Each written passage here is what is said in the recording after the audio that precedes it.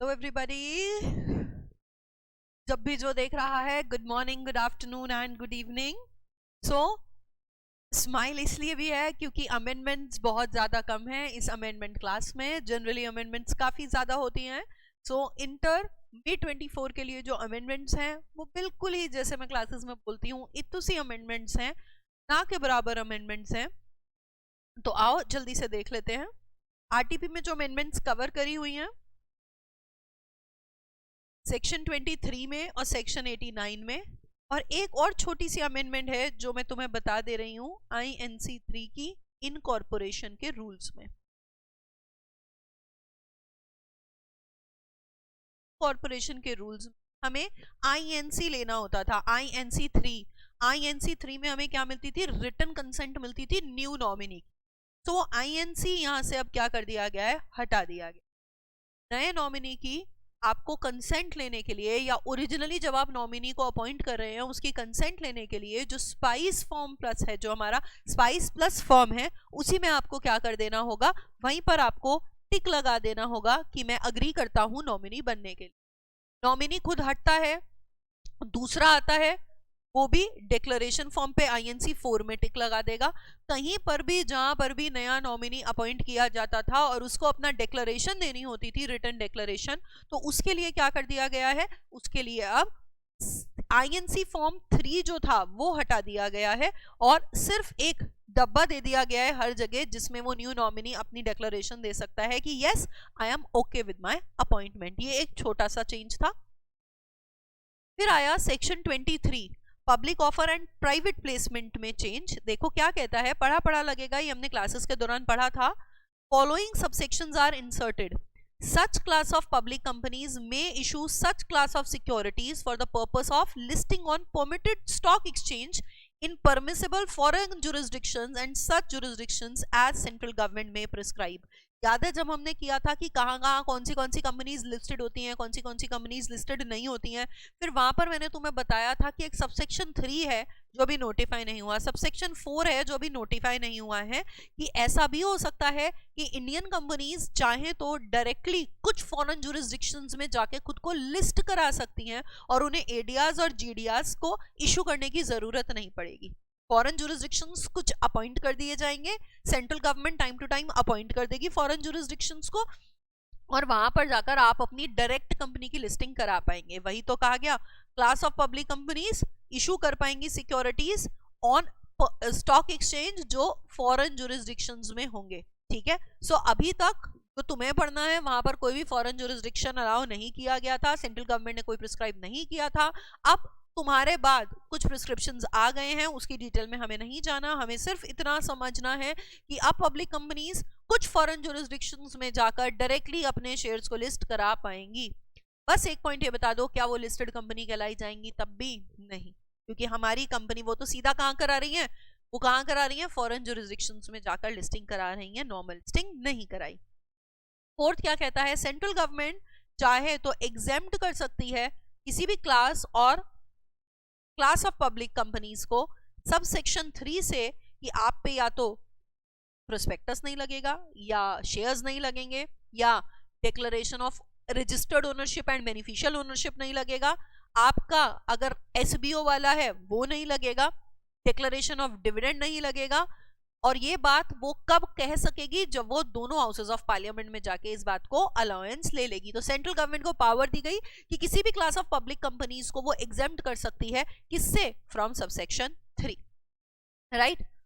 उसके बाद एक चीज आई थी हमारी, ये क्या होता था? सेक्शन 89। सेक्शन 89 क्या कहता था? Declaration of beneficial ownership. Declaration of beneficial ownership कौन सा सेक्शन था? ये सेक्शन था जहां जब RO और BO, रजिस्टर्ड ओनर और बेनिफिशियल ओनर, अलग अलग होते हैं तो उन्हें क्या करनी पड़ती है? उन्हें डिक्लेरेशन देनी पड़ती है। जब रजिस्टर्ड ओनर और बेनिफिशियल ओनर क्या होते हैं? अलग अलग होते हैं, तो उन्हें डिक्लेरेशन देनी पड़ती है कंपनी के टुवर्ड्स, किस बात को लेके? कि मैं रजिस्टर्ड ओनर हूं, मैं बेनिफिशियल ओनर हूं।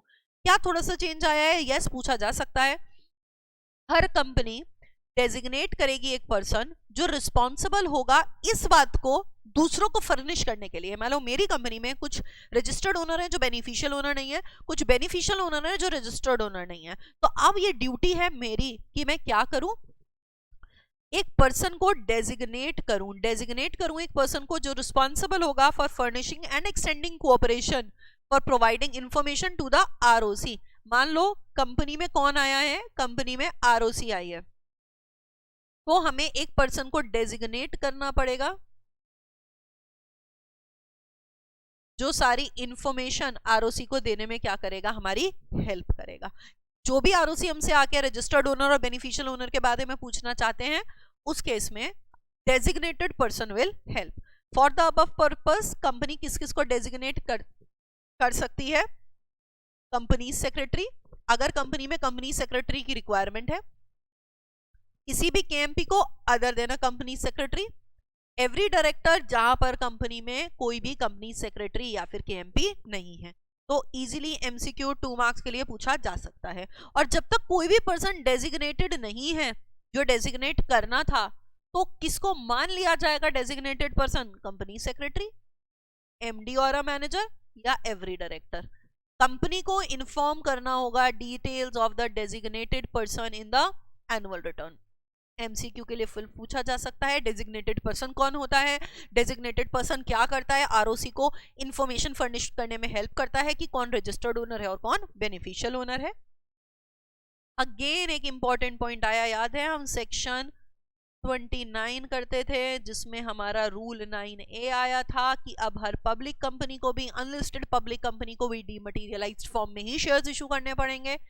यस, उसमें था प्राइवेट कंपनी के पास ऑप्शन होता है कि प्राइवेट कंपनी है आप क्या कर सकती हो, आप चाहो तो अपने शेयर्स को डीमैट में इशू कर सकती हो, अदरवाइज फिजिकल भी रख सकती हो। सो अब क्या कह दिया गया है, प्राइवेट कंपनी आपको भी क्या करना पड़ेगा, आपको भी क्या करना पड़ेगा, अपने शेयर्स को डीमटेरियलाइज्ड फॉर्म में ही इशू करना पड़ेगा।